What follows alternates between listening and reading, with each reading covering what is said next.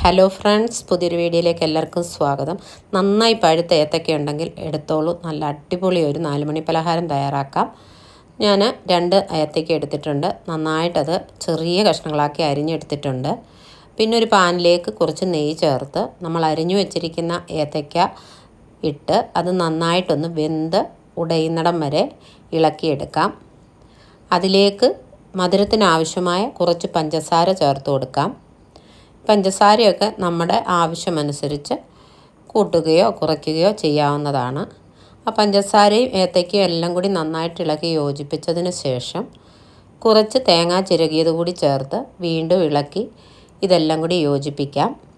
അതിലേക്ക് 1/4 കപ്പ് റവ ചേർത്ത് കൊടുക്കുന്നുണ്ട്. ആ റവയൊക്കെ ഒന്ന് വെന്ത് എല്ലാമായിട്ടൊന്ന് മിക്സ് ആവുന്നിടം വരെ ഒന്ന് വീണ്ടും ഇളക്കി യോജിപ്പിച്ചെടുക്കാം. ഇതേപോലെ ആകുന്നിടം വരെ നമുക്ക് ഇളക്കി നന്നായിട്ട് യോജിപ്പിച്ച് ഈ മിക്സ് തണുക്കാനായിട്ട് മാറ്റി വയ്ക്കാം.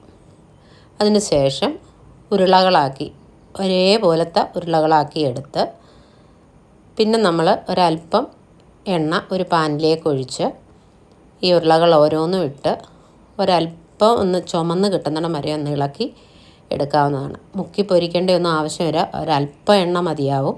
നല്ല ഹെൽത്തിയായ 4 മണി പലഹാരമാണ്. ഇങ്ങനെ ഉണ്ടാക്കി നോക്കുക. ഇഷ്ടപ്പെട്ടെങ്കിൽ ഒന്ന് ലൈക്ക് ചെയ്ത് ഷെയർ ചെയ്ത് സപ്പോർട്ട് ചെയ്യുക. ബെല്ലൈക്കണും കൂടി ഒന്ന് ഇനേബിൾ ചെയ്തിട്ടേക്കുക. പുതിയ വീഡിയോയുമായി കാണാം. അതുവരെയും ബൈ ബൈ.